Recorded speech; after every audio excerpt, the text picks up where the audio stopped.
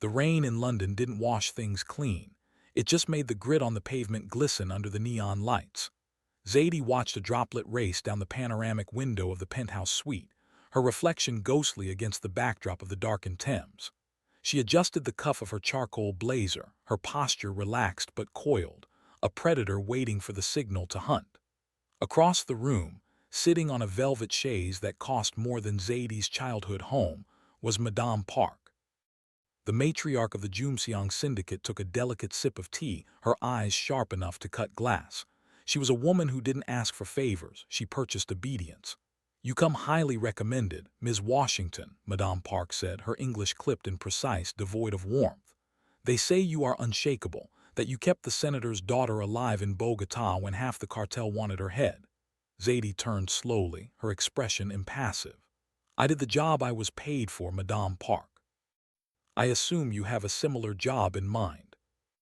The older woman set the teacup down with a definitive clink. "Similar, but more irritating. I am not hearing you to protect a child, though he often acts like one. I am hearing you to protect my son, Tae-sung. He has recently taken over the London operations, and he seems to labor under the delusion that he is immortal." Zadie raised an eyebrow. She knew the name, Tae-sung Kim. The tabloids called him the Prince of Soho, a man known for bespoke suits, fast cars, and a temper that could clear a room. In the underworld, he was known as a reckless tactician who preferred setting fires to putting them out. "He has enemies," Madame Park continued, standing up and smoothing her skirt. "Russians, Albanians, rival factions within our own organization, but his biggest enemy is his own arrogance. He refuses traditional security details. He finds them suffocating. He slips away, he instigates fights he doesn't need to fight, and he treats his life like a chip at a baccarat table. I need you to be his shadow. He will try to fire you. He will try to lose you. Do not let him." Zadie nodded. It was a babysitting gig, glorified by 6 figures and the threat of imminent death. "Does he know I'm coming?" Madame Park offered a thin, humorless smile. "If he did, he would have fled the country. You will meet him tonight at the Gilded Cage. He is finalizing a land deal with the Ivanov brothers. He thinks he is walking into a negotiation. I suspect he is walking into a trap. Keep him alive, Ms. Washington. Try not to break too many of his bones in the process." The Gilded Cage was exactly the kind of place Zadie despised. It smelled of expensive cologne, desperation, and dry ice. The bass of the music vibrated in her sternum as she bypassed the velvet rope, flashing the credentials Madame Park had provided. The bouncers, massive men with necks like tree trunks, stepped aside instantly. She moved through the crowd with fluid grace, her dark skin glowing under the shifting purple and red lights, her height giving her a clear view of the VIP mezzanine. She spotted him immediately. It was hard not to. Tae-sung was the center of gravity in the room. He was lounging in a circular booth, flanked by 2 women who looked bored but beautiful. He was younger than she expected, perhaps late 20s, with a jawline that could cut paper and tousled dark hair that looked effortlessly stylish. He wore a midnight blue silk shirt, the top 3 buttons undone, revealing a glimpse of a tattoo on his collarbone. He was laughing, a drink in one hand, looking entirely too relaxed for a man meeting with the Ivanovs. Across the low table sat 3 men who looked like they were carved from granite, the Russians. The tension in their shoulders was obvious, but Tae-sung was oblivious, or pretending to be. Zadie made her way up the stairs, her movements silent. She didn't approach the table immediately. She found a vantage point in the shadows of a structural pillar, observing. "You insult me, Boris." Tae-sung's voice carried over the music, smooth and baritone, tinged with a dangerous playfulness. 10%. I tip my valet 10%. You want access to the dockyards, you pay the premium. Or you can swim your shipments across the channel. The Russian in the middle, Boris, turned a shade of red that matched the club's lighting. "You play dangerous game, little prince," Boris growled. Tae-sung leaned forward, his smile widening, showing perfect teeth and zero fear. "It's not a game if I've already won, is it? The docks are mine, the police are mine, you are just guests." Zadie scanned the perimeter. The 2 women next to Tae-sung were shifting nervously. The bartender dedicated to the VIP section had disappeared. A classic setup. Tae-sung took a sip of his whiskey, his eyes dancing with mischief, completely ignoring the fact that Boris's hand was inching toward the inside of his jacket.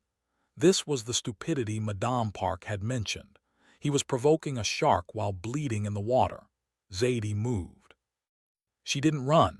She flowed, closing the distance between the pillar and the booth in 3 long strides. Just as Boris's hand cleared his lapel, revealing the glint of a suppressed pistol, Zadie was there. She didn't go for the gun. She went for the wrist. With a precise, brutal chop, she struck Boris's radial nerve. He yelped, the gun clattering onto the glass table.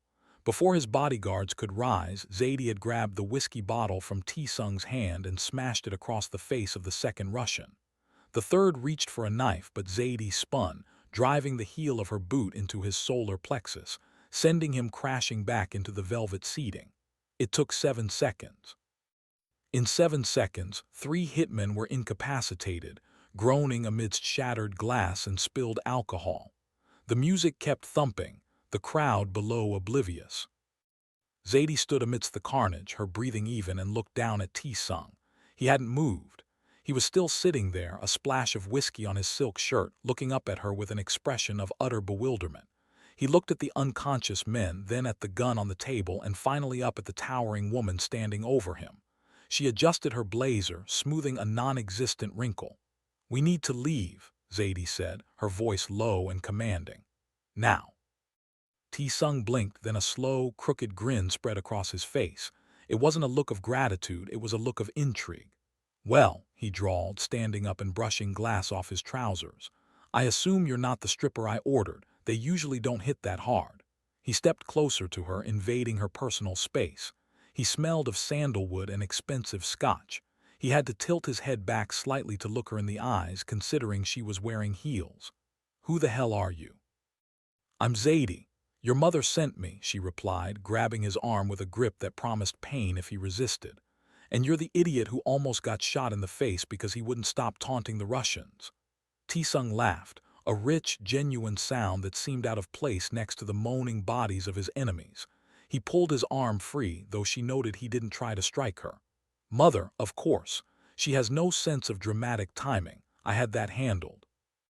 "You had a gun pointed at your liver," Zadie corrected him, her patience already wearing thin. She grabbed his arm again, harder this time. "Move, the back exit, before their backup realizes nobody checked in." She practically dragged him toward the service corridor. He stumbled along, looking more amused than frightened.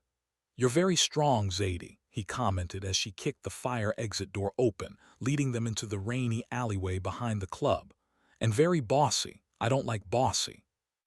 And I don't like dead clients. It looks bad on my resume," she shot back, scanning the alley. It was empty save for dumpsters and the relentless London rain. "My car is 2 blocks over. We're going to a safe house until your mother smooths this over with the Ivanov clan." Tae-sung stopped dead in the middle of the alley, water soaking his expensive shirt instantly. He crossed his arms, leaning against the brick wall like a petulant model. "No." Zadie turned, wiping rain from her forehead. "Excuse me." "No," he repeated, wiping wet hair from his eyes. The playfulness was gone, replaced by a cold, aristocratic steel. "I don't do safe houses. I don't hide in holes while my mother cleans up my messes. I'm going to my penthouse.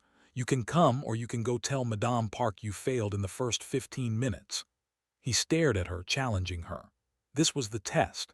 He wanted to see if she would fold, if she would beg, or if she would try to physically force him. Zadie looked at him. He was shivering slightly in the cold rain, but his eyes were burning. He was an arrogant, spoiled, reckless brat. But he also hadn't flinched when the gun was drawn, and he wasn't running now. "Fine," Zadie said, unlocking the sleek black sedan that pulled up to the curb as she hit the remote unlock. "Penthouse. But if you get killed on the way there, I'm billing your estate for the overtime." Tae-sung smirked, the charm returning as he opened the car door. "Deal. Drive fast, Zadie. I hate being wet." As she slid into the driver's seat and gunned the engine, Zadie looked at him in the rearview mirror. He was watching her, his gaze calculating, stripping away the layers of her defense. She realized then that Madame Park was right about the danger, but wrong about the source. The Russians were a problem, yes, but Tae-sung Kim was going to be the real hazard. The drive to the penthouse was a lesson in suffocating silence, punctuated only by the rhythmic slap of windshield wipers against the glass. Tae-sung sat in the passenger seat, not sulking, but watching Zadie with an intensity that made the hair on her arms stand up. He wasn't looking at the road. He was looking at her hands on the leather steering wheel, the way her eyes darted to the rearview mirror every 6 seconds, the set of her jaw. "You drive like a getaway driver," he noted, breaking the silence as they sped across the wet asphalt of the Tower Bridge. "Efficient, aggressive." Zadie didn't look at him. "I drive like someone who wants to keep her principal alive. Speaking of which, buckle your seatbelt." Tae-sung chuckled, a low rumble in his chest, and made a show of clicking the belt into place. "You're paranoid, Zadie. The Ivanovs are still picking glass out of their teeth. They aren't following us." Black SUV, 3 cars back. No lights. "It's been mirroring our lane changes since we left Soho," Zadie said calmly. Before Tae-sung could turn his head, she downshifted, the engine roaring as she swerved the sedan across 2 lanes of traffic, narrowly missing a black cab. Horns blared, a cacophony of London rage, but Zadie didn't flinch. She took a sharp right into a narrow side street, the tires screeching against the wet cobblestones. Tae-sung grabbed the dashboard, his eyes wide, but there was a spark of exhilaration in them, not fear. "Okay," he breathed out, a grin tugging at the corner of his mouth as they navigated the labyrinth of back streets. "Maybe they are following us, or maybe you just enjoy driving like a maniac." "Both can be true," she muttered, checking the mirror again. The SUV was gone. She had lost them. She slowed the car down as they approached the sleek, glass-fronted high-rise in Canary Wharf where Tae-sung lived. "We're clear, for now." The penthouse was a testament to lonely extravagance. It was all floor-to-ceiling windows, polished concrete, and minimalist Italian furniture that looked uncomfortable to sit on. The view of the city was breathtaking, a sprawling grid of gold and darkness, but the apartment itself felt cold, devoid of personal touches. No photos, no clutter, just the sterile perfection of a hotel room. Tae-sung tossed his wet jacket onto a pristine white sofa and walked straight to the wet bar. "Drink," he offered, holding up a crystal decanter. "It's Japanese whiskey, better than the swill Boris was serving." "I'm on the clock," Zadie said, moving through the space methodically. She checked the window locks, the sightlines from adjacent buildings, and the exits. "And you should stay away from the windows. You're a silhouette against the light." Tae-sung sighed theatrically and poured himself a glass. He walked over to the controls on the wall and pressed a button. Heavy blackout blinds descended, sealing them into a private, artificial world. "Happy now, bodyguard?"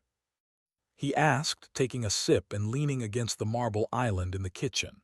He looked tired now, the adrenaline fatting, leaving behind the pale exhaustion of a man who carried too much weight. The cut on his cheek from the club scuffle was oozing slightly. "Sit," Zadie commanded, pointing to a bar stool. To her surprise, he obeyed. She found a first aid kit under the sink, standard issue, clearly never opened, and moved into his personal space. Up close, he was even more striking. His eyes were dark, almost black, framed by long lashes that seemed unfair for a man in his line of work. As she cleaned the cut on his cheek with an antiseptic wipe, he didn't flinch, but his breathing hitched slightly. He watched her face, studying her features with a curiosity that felt invasive. "You're not just a hired gun," he said softly. "My mother hires muscle, thugs in cheap suits. You move differently. You think differently." "Bogota," she said. "Who were you before that?" "Does it matter?" Zadie asked, applying a small butterfly bandage to his skin. Her fingers lingered for a fraction of a second too long on his jawline before she pulled away. "I'm the person keeping you breathing. That's all you need to know." "It matters to me," Tae-sung replied, catching her wrist before she could retreat completely. His grip was firm, warm, and electric. "I don't like strangers in my house, Zadie. I don't like being managed. If we are going to do this, if you're going to shadow my every move, I need to know who is watching my back. Are you MI6, CIA, mercenary?" Zadie looked down at his hand on her wrist, then up at his eyes. There was a challenge there, but also a strange vulnerability.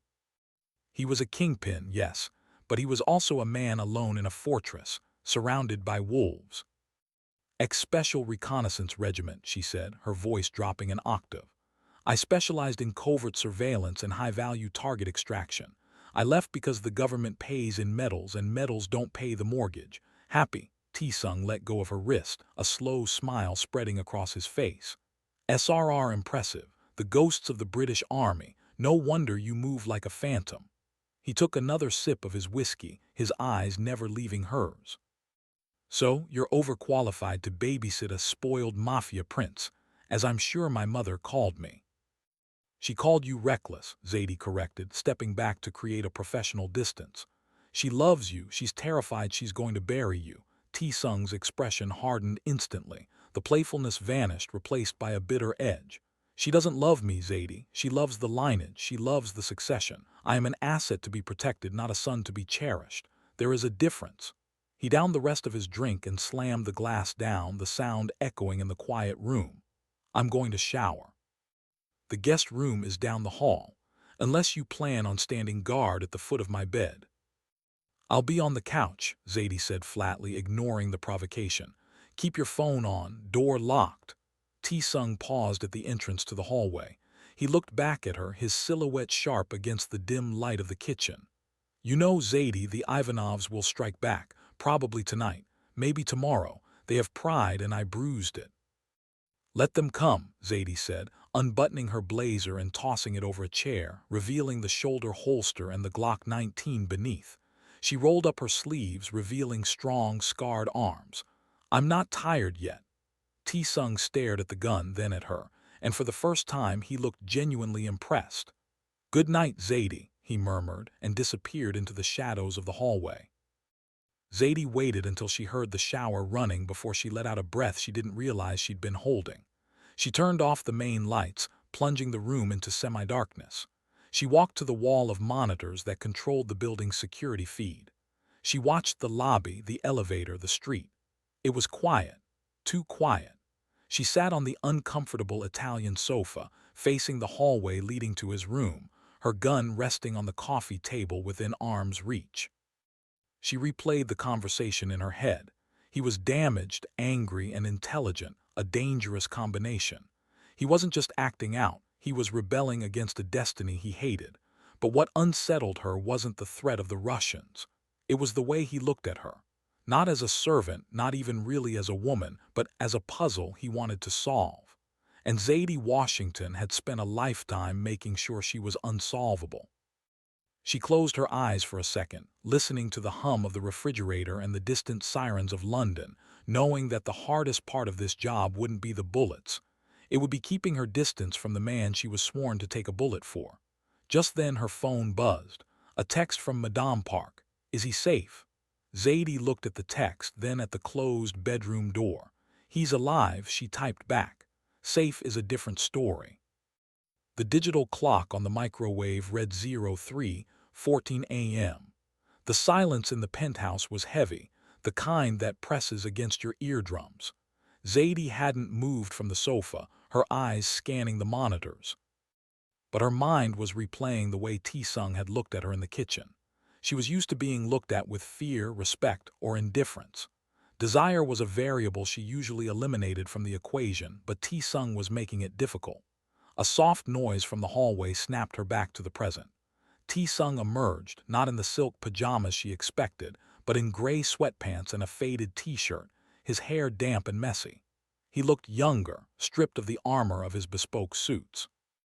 He walked to the grand piano in the corner of the room, a Steinway that looked like it had never been played, and sat down. He didn't play immediately, he just stared at the keys. "You can't sleep either," he said, not looking at her. It wasn't a question. "Sleeping on the job gets people killed," Zadie replied, her voice low. She stood up and walked closer, checking the perimeter instinctively. "I don't play," he murmured, pressing a single key. The note hung in the air, melancholic and lonely. "My mother made me take lessons for 10 years. A gentleman must have culture," she said. "I hated it. I broke my own finger once just to get out of a recital." He turned to look at her, a wry smile on his face. "That's the kind of person you're protecting, Zadie. someone who hurts himself to spite authority. That's not spite, Zadie said, leaning against the wall, crossing her arms. That's desperation. You wanted control, even if it was just control over your own pain. Tae-sung's eyes widened slightly. He stood up and walked toward her, the playfulness gone. He stopped inches from her, close enough that she could feel the heat radiating off him. You read people too well, he whispered. It's unsettling. He reached out, his hand hovering near her face, hesitant. Why did you really take this job, Zadie? Someone with your skills, you could be anywhere. Why babysit a gangster? Because the pay is good, she lied. Liar, he breathed. He closed the gap, his fingers brushing a stray curl away from her forehead. The contact sent a jolt of electricity through her that she hadn't felt in years. It was unprofessional. It was dangerous. It was happening. You're running from something, too. I can see it in your... Click. The sound was faint, barely audible over the hum of the refrigerator, but Zadie heard it. It was the magnetic lock on the balcony door disengaging. The moment shattered. Zadie shoved Tae-sung hard, sending him stumbling back behind the kitchen island just as the floor-to-ceiling glass of the balcony exploded inward. Shards of safety glass rained down like diamonds as two figures in black tactical gear swung into the room on repelling lines. The wind and rain from the London night roared into the penthouse. Down, Zadie screamed, drawing her Glock in one fluid motion. She double-tapped the first intruder before his boots even touched the floor. He crumpled, his submachine gun skittering across the polished concrete. The second figure rolled, coming up with a suppressed rifle aimed at Tae-sung. Zadie didn't have a clear shot. Tae-sung was exposed. "Kill the lights," she shouted. Tae-sung didn't freeze. He didn't panic. He slapped the smart home control panel on the kitchen wall. The penthouse plunged into absolute darkness. The sudden shift blinded the attacker, but Zadie, who had mentally mapped the room, moved like a wraith. She vaulted over the sofa, closing the distance to the second gunman. He fired blindly, the muzzle flashes illuminating the room in strobe light bursts. Bullets chewed up the drywall and shattered a vase, but Zadie was already on him. She swept his legs, driving him to the ground, and finished him with a precise shot to the chest. "Tae-sung, bedroom, now," she yelled, her voice cutting through the ringing in their ears. "There are more at the front door," Tae-sung shouted back. He was crouching by the island, holding a heavy cast-iron skillet he'd grabbed, a ridiculous weapon, but it showed he was ready to fight. The front door frame splintered as a battering ram hit it. They were being squeezed from both sides. This wasn't a hit, it was a siege. The Ivanovs had called in professionals. "We can't go out the front," Zadie hissed, grabbing Tae-sung's arm and dragging him toward the service corridor. "The elevator is a death trap. We need the stairs." "They'll be waiting on the stairs," Tae-sung argued, breathless, keeping pace with her. "They know the layout. Someone sold the blueprints." "Then we don't go down," Zadie said, kicking open the door to the utility closet. She pointed to a maintenance hatch in the ceiling. "We go up, to the roof." Tae-sung looked at the hatch, then at her. "The roof? There's no exit off the roof, Zadie. It's a 50-story drop." "Trust me," she said, locking eyes with him. The door behind them buckled under another blow. "Do you trust me?" Tae-sung looked at the chaos of his destroyed apartment, then into the fierce, unwavering eyes of the woman who had just saved his life twice in 6 hours. "Yes," he said. He laced his fingers together to give her a boost. Zadie scrambled up into the vent, then reached down and hauled him up with surprising strength just as the utility door burst open and gunfire erupted below them. They crawled through the cramped maintenance shaft, the metal cold and sharp against their knees. They emerged onto the roof, the London wind whipping Zadie's hair across her face. The rain was torrential now. The city sprawled below them, indifferent to their plight. "Okay, we're on the roof," Tae-sung yelled over the wind, wiping water from his eyes. "Now what? We fly." Zadie ran to the edge, looking down at the adjacent building. It was a construction site, a steel skeleton rising next to the completed tower. A construction crane's arm extended over the gap, hovering about 15 feet above the penthouse roof. A heavy chain with a hook dangled from it, swinging ominously in the gale. "We jump," Zadie said, pointing to the chain. Tae-sung looked at the chain, then at the abyss between the buildings. He laughed, a manic, terrified sound. "You are insane. I am paying you to kill me." "Jump or die, Prince," Zadie said, grabbing his hand. She didn't wait for permission, she ran. They sprinted toward the edge of the roof. Tae-sung hesitated for a fraction of a second, but Zadie's grip was iron. They launched themselves into the void. For a second they were weightless, suspended in the rain and the neon glow. Then they slammed into the heavy steel chain. Zadie grabbed it, her muscles screaming as the momentum swung them violently out over the street below. Tae-sung clung to her waist, burying his face in her shoulder. They swung in a wide arc, the city spinning beneath them, and crashed onto the wooden decking of the construction site's upper level. They rolled across the wet plywood, gasping for air, tangled in each other's limbs. They came to a stop near a stack of drywall. Zadie was on top of him, her gun still clutched in her hand, her chest heaving.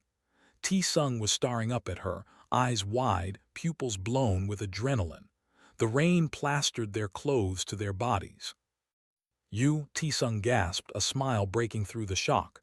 "You are absolutely magnificent." The adrenaline was a drug, potent and overwhelming. The danger, the proximity, the sheer madness of the jump, it all coalesced into a single, undeniable impulse. Zadie looked down at his lips, wet with rain, and the professional barrier she had built over a decade finally crumbled. She didn't think. She crashed her mouth onto his. It wasn't a gentle kiss. It was desperate, fueled by survival and the raw energy of the fight. Tae-sung responded instantly, his hands tangling in her hair, pulling her closer, as if he wanted to merge with her. He tasted like rain and whiskey and danger. For a moment, the assassins, the mafia, the politics, it all vanished. There was only the heat of their bodies against the cold London rain. Zadie broke the kiss, breathless, resting her forehead against his. "We have to move," she whispered, her voice trembling slightly. "They saw us jump." Tae-sung let out a shaky breath, his hand lingering on the nape of her neck. "Right, move now, kiss later." He looked at her with a newfound intensity, a mix of awe and possession. "But we are definitely finishing that later." "If we live," Zadie corrected, pulling him to his feet. "Oh, I plan to live," Tae-sung said, grabbing a discarded metal pipe from the construction floor as a weapon. "I have a sudden reason to stick around." They navigated the skeletal building, descending the unfinished concrete stairs.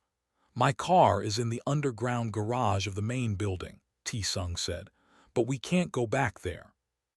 "No," Zadie agreed. "We need something inconspicuous. We need to get off the grid. The Ivanovs compromised your penthouse security. That means they have someone on your payroll. We can't trust your mother's people either." Tae-sung stopped. "You think my mother?" "I think someone close to her sold you out," Zadie said grimly. "We're on our own, Tae-sung, just you and me." They reached the ground level, slipping through a gap in the construction hoarding. They were on the street level now, lost in the shadows of the alleyway. Zadie spotted an older model sedan parked near a dumpster, a worker's car. "Can you hotwire a 2005 Ford?" she asked. Tae-sung scoffed, smoothing his wet hair back. "I went to boarding school in Switzerland, Zadie, but I also spent my summers running with the Seoul syndicates. Watch and learn." He smashed the driver's side window with the pipe, unlocked the door, and slid in. Within 30 seconds, the engine sputtered to life. Zadie jumped in the passenger seat as he peeled out of the alley. "Where to?" he asked, gripping the worn steering wheel. "My turf," Zadie said, checking the magazine of her gun. She had 3 rounds left. "South London, Brixton. They won't look for the Prince of Soho in the projects." Tae-sung glanced at her, then at the road ahead. The arrogance was gone, replaced by a steely determination. He reached over and took her hand, interlacing their fingers on the gear stick. "Lead the way, bodyguard." The stolen Ford rattled over the speed bumps of Brixton as the first gray light of dawn began to bleed through the London fog. Tae-sung had been silent for the last 20 minutes, watching the scenery shift from the glass and steel canyons of the financial district to the vibrant, graffitied brickwork of South London. Here, the city felt lived in, worn at the edges and alive. Zadie parked the car 2 streets away from her destination, sandwiched between a delivery van and a skip, ensuring it wouldn't draw attention. "Welcome to the real London," she muttered, killing the engine. Tae-sung looked out the window at the rows of terraced houses and the awakening market stalls. "It's colorful," he noted, though there was no judgment in his voice, only fatigue. "I assume the concierge service here is lacking." The concierge is a 60-year-old Jamaican woman named Mrs. Higgins who watches the street from her window and keeps a cricket bat by the door, Zadie replied, opening her door. "She's better security than your entire payroll." She led him through a maze of alleyways to the back entrance of a modest brick building. It was a safe house she kept off the books, a small studio flat she used when she needed to disappear from the world, and more importantly, from her past. Inside, the air smelled stale but safe. Zadie engaged the 3 deadbolts on the door and immediately went to the windows, pulling the heavy curtains shut. Only then did she turn to Tae-sung. He looked like a wreck. The Prince of Soho was covered in drywall dust, grease from the hotware job, and dried blood. His expensive silk shirt was ruined, torn at the shoulder. He stood in the middle of the small, cluttered room, looking out of place among the mismatched furniture and piles of books. "Bathroom is through there," Zadie said, pointing to a narrow door. "There's a first aid kit under the sink. I'll find you something to wear. You can't run around South London looking like a failed hitman." While the shower ran, Zadie made a call on a burner phone she retrieved from a hollowed-out book on the shelf. She spoke in code, her voice hushed, contacting an old friend in intelligence who owed her a favor. She needed to know who authorized the security override at Tae-sung's penthouse. When Tae-sung emerged 20 minutes later, he was scrubbed clean, his hair wet and falling into his eyes. He was wearing a pair of gray joggers and a black hoodie that belonged to Zadie's ex-boyfriend, a man who had been significantly broader than Tae-sung. The clothes swallowed him slightly, stripping away the mafia boss persona and leaving just a man. "I feel like a teenager sneaking back into his parents' house," Tae-sung said, tugging at the sleeves of the hoodie. He sat on the edge of the sofa, wincing as he moved his left leg. Zadie noticed the flinch. She grabbed the first aid kit and knelt in front of him. "Let me see," she ordered gently. He rolled up the pant leg to reveal a nasty gash on his shin from the construction site landing. Zadie set to work cleaning the wound with practiced efficiency. The room was quiet, save for the hiss of the antiseptic spray. Tae-sung watched her hands, his gaze heavy. "You saved me again," he said softly. "I'm losing count." "That's the job," Zadie murmured, keeping her eyes on the bandage she was applying. "Stop saying that," Tae-sung said, his hand reaching out to lift her chin, forcing her to look at him. His eyes were dark pools of exhaustion and intensity. "We passed just the job when we jumped off a 50-story building together, Zadie, and we certainly passed it when you kissed me." Zadie pulled back slightly, sitting on her heels. The memory of the kiss on the rainy construction deck was still burning on her lips. "Adrenaline," she said weakly, though she didn't believe it herself. "It messes with your head." "Does it?" Tae-sung leaned forward, invading her space again. The scent of her own cheap soap on his skin was intoxicating. "Because my head feels very clear right now. I see a woman who is terrifyingly competent, beautiful in a way that hurts to look at, and who is the only person in this city who hasn't tried to sell me out." He paused, his thumb brushing her cheekbone. "I'm not paying you for this part, Zadie. This part is free." He kissed her then, and it wasn't like the desperate, crashing collision on the roof. It was slow, deliberate, and searching. It was a question asked and answered in the silence of a Brixton hideout. Zadie felt her defenses, the walls she had built over years of covert ops and betrayal, melting away under his touch.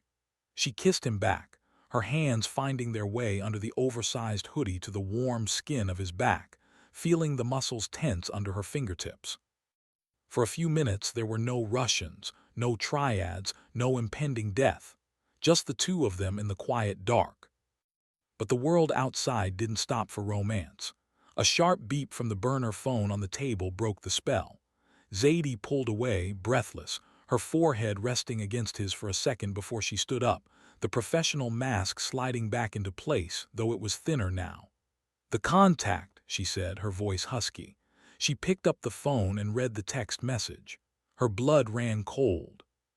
"What is it?" Tae-sung asked, sensing the shift in her energy. He stood up, limping slightly, the softness of the previous moment replaced by the sharp alert of a predator. "My contact traced the security override," Zadie said, turning to face him. "The codes used to shut down your penthouse security. They didn't come from a hacker. They came from a terminal inside the Jumseong headquarters." Tae-sung's face hardened. "An inside job, I knew it. Who?" "It gets worse," Zadie continued, scrolling down. "The wire transfer that paid the Ivanovs' contract. It was authorized by a shell company linked to Choi Min-jun." Tae-sung staggered back as if physically struck. He sank onto the arm of the sofa.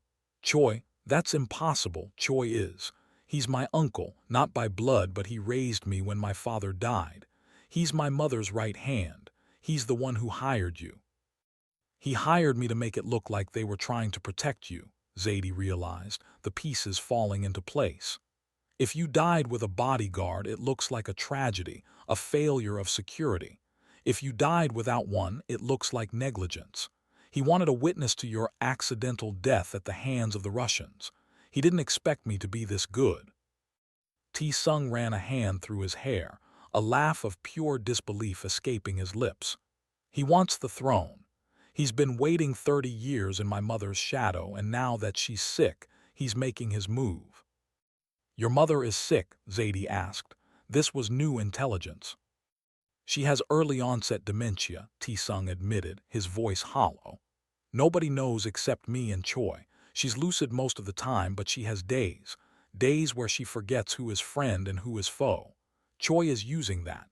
He's probably convincing her that I'm incompetent, reckless, a liability. And if I'm dead, he becomes the regent until the board decides on a successor, which will be him." Zadie checked her watch. "If Choi is behind this, you're not the only target." Tae-sung. "Once you're out of the way, he needs to consolidate power. Your mother is the only thing standing between him and total control." Tae-sung looked up, panic flaring in his eyes for the first time. "Tonight, the Winter Solstice Gala at the Victoria and Albert Museum. The entire organization will be there. It's the annual show of strength. Mother is supposed to give a speech. If Choi is going to make a move to declare me dead and take over, he'll do it there." Zadie finished. "In front of everyone. He'll announce your tragic demise and his reluctant acceptance of leadership." "We have to go," Tae-sung said, standing up and ignoring the pain in his leg. "I have to stop him. I have to save her." "You can't just walk in there," Zadie argued. "You're dead, remember. If you walk in, his security will shoot you on sight and claim you were an imposter or an assassin. Choi controls the room." "Then we don't walk in," Tae-sung said, a dangerous glint returning to his eyes, the same look he had before he taunted the Russians. "We crash it, but we need gear, we need weapons, and we need a way to get past the most tight-knit security detail in London." Zadie looked at the man in the baggy hoodie, seeing the kingpin rising from the ashes. She smiled, a sharp, feral grin. She walked over to a locked trunk at the foot of the bed and kicked the latch open. Inside lay an arsenal that would make a SWAT team jealous: tactical vests, flashbangs, suppressed pistols, and high-tech surveillance jammers. "I didn't leave the SRR empty-handed," Zadie said, tossing a heavy Kevlar vest at him. "If we're going to crash a party, we might as well make an entrance." Tae-sung caught the vest, looking from the weapons to Zadie. "You really are a nightmare, Zadie Washington," he said, admiration dripping from his voice. "I'm your nightmare," she corrected, racking the slide of a Sig Sauer. And right now, I'm the only thing that's going to keep you alive long enough to take back your kingdom. Suit up, Prince. We have a gala to ruin." As they geared up in the dim light of the safe house, the intimacy of the earlier moment didn't disappear. It hardened into a bond. They weren't just lovers or client and protector anymore. They were partners in a war. Zadie handed him an earpiece. "Check, 1, 2. "Loud and clear," Tae-sung replied, fitting the piece into his ear. He looked at her, his expression serious. "Zadie, if this goes south, if I don't make it to the stage—" "You will," she cut him off, strapping a knife to her thigh. "Because I'm not losing my bonus." "Right, the bonus," Tae-sung smirked, but his eyes said, "I love you." He pulled the hood up, transforming back into a shadow. "Let's go say hello to Uncle Choi." The Victoria and Albert Museum stood like a fortress of culture against the relentless London downpour, its Victorian facade illuminated by floodlights that cut through the gloom. Inside, under the soaring ceilings of the medieval and Renaissance galleries, the Joomseong Syndicate's Winter Solstice Gala was in full swing. It was a sea of black tie and designer gowns, a convergence of London's criminal elite pretending to be philanthropists. Waiters circulated with champagne while a string quartet played Vivaldi, the music masking the undercurrent of tension that rippled through the room. At the head of the gallery, on a raised dais, stood Choi Min-jun. He looked the part of the grieving uncle, his face solemn, a black ribbon pinned to his lapel. Beside him sat Madame Park, looking frail in a wheelchair, her eyes distant, staring at a statue of Neptune as if searching for a way out. "Distinguished guests," Choi began, his voice amplified by the microphone echoing off the marble walls. "It is with a heavy heart that I stand before you tonight. We gathered to celebrate the solstice, the return of light, but instead we must acknowledge a great darkness. My nephew Tae-sung, the man who was to lead us, has fallen." A murmur of performative shock went through the crowd. "A victim of his own recklessness, lost to a senseless vendetta with our Russian rivals. We mourn him. But the organization must go on. Stability must be maintained." High above the gallery, in the shadows of the maintenance catwalks, Zadie adjusted the scope of her rifle. She was prone, invisible in the darkness, her breathing slow and controlled. "He's laying it on thick," she whispered into her comms. Down on the ground floor, hidden behind a display of 16th-century tapestries, Tae-sung adjusted his cuffs.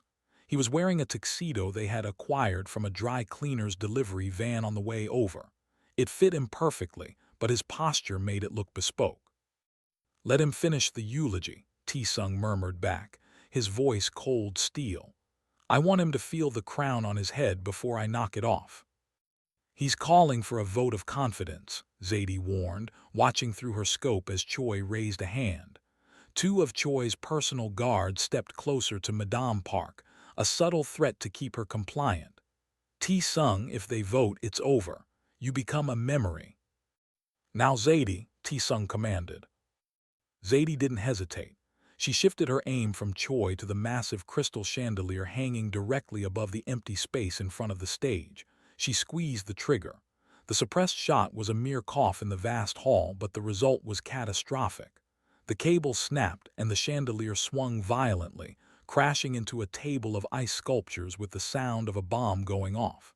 The string quartet stopped. The crowd screamed and scattered.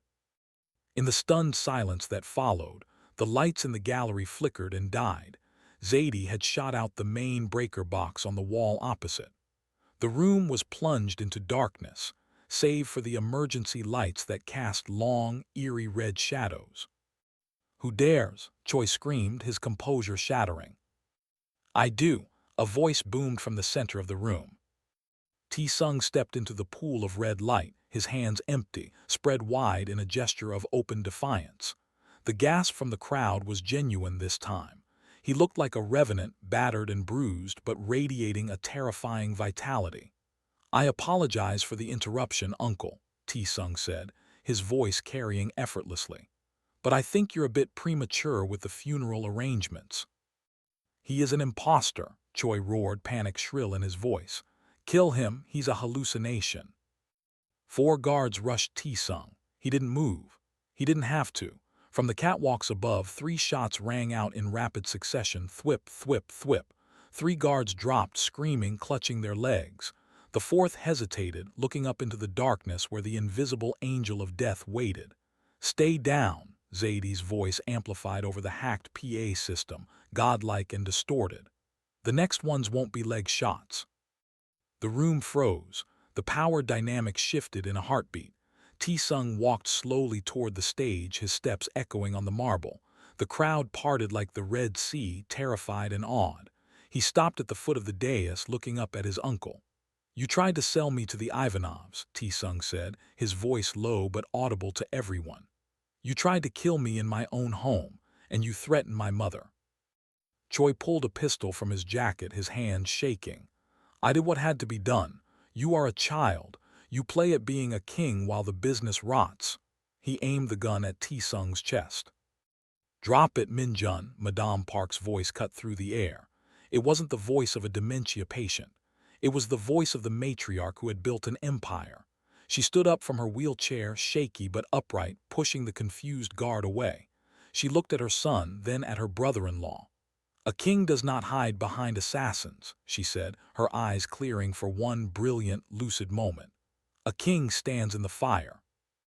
Choi's eyes darted between the mother and son. He realized he had lost the room. Desperation took over. He swung the gun toward Madame Park. "If I can't have it, no one will." The shot rang out, but it wasn't Choi's gun. Zadie, anticipating the move, had already fired. The bullet struck Choi's shoulder, spinning him around. He dropped the weapon, clutching his bleeding arm, falling to his knees. Tae-sung vaulted onto the stage, kicking the gun away. He grabbed Choi by the lapels and hauled him up, staring into his eyes. "For the family," Tae-sung whispered, "I should kill you." He leaned closer. "But death is too easy. You want the business, you can have the basement. You'll spend the rest of your life counting every penny we make, locked in a room with no windows." He shoved Choi back, where 2 large men, loyalists who had been waiting to see which way the wind blew, immediately grabbed him. Tae-sung turned to his mother. The adrenaline was fatting and she was swaying. He caught her before she fell, holding her gently. "I'm here, mother," he said softly. She looked at him, her eyes fogging over again as the moment of clarity passed. "Tae-sung," she whispered, "you're late for your piano lesson." He smiled, a sad, broken thing. "I know, I'm sorry." High above, Zadie packed her rifle. "Clear," she said into the comms. "The exits are secured. The police are 5 minutes out, but your lawyers are already intercepting.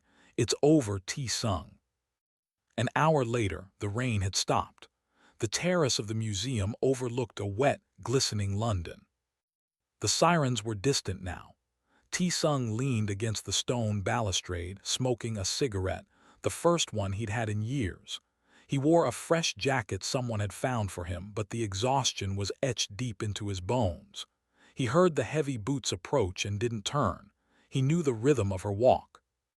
Zadie stopped beside him. She had ditched the tactical gear for her blazer and jeans, her duffel bag slung over her shoulder. "The board is convening," she said. "They're ready to swear fealty. You're the undisputed head of the Jumseong Syndicate. And Uncle Choi. In a private ambulance. He's going to a facility in Scotland. He won't trouble you again." Zadie looked out at the city. "Your mother is safe at the estate with a new medical team, vetted by me." "Thank you," Tae-sung said. He turned to face her. "You fulfilled the contract and then some." "I'll send the invoice," Zadie said, turning to leave. "It's going to be steep. Hazard pay, overtime, therapy for the jump." "Zadie," Tae-sung called out. She stopped. He walked over to her, tossing the cigarette away. The playfulness was back in his eyes, but it was grounded now, mature. "Where are you going?" "Job done, Prince. I go to the next one. Maybe something quieter, like a war zone." "I have a vacancy," Tae-sung said, stepping into her personal space. "Head of security, permanent position. The benefits are extensive." Zadie smirked, crossing her arms. "I don't do permanent, I get bored." "I don't think you'll get bored with me," Tae-sung said, his voice dropping to that dangerous, intimate register. "The Russians will be back. The triads are restless, and I have a terrible habit of getting into trouble." He reached out, taking her hand, his thumb tracing the scars on her knuckles. "And besides, who else is going to jump off buildings with me?" Zadie looked at him, really looked at him. She saw the danger, yes, but she also saw the man who had played the piano in the dark, the man who had refused to leave her behind. She thought about the lonely apartment in Brixton, the endless string of faceless clients. Then she looked at the hand holding hers. "Double my rate," Zadie said, her grip tightening on his. "And I get to drive." Tae-sung laughed, a sound of pure relief and joy that echoed into the London night. He pulled her in, kissing her with the promise of 1,000 more storms to come. "Deal," he whispered against her lips. "Welcome to the family, Zadie." The city lights blinked below them, indifferent to the shift in power. But for the king of Soho and his queen of spades, the night was just beginning.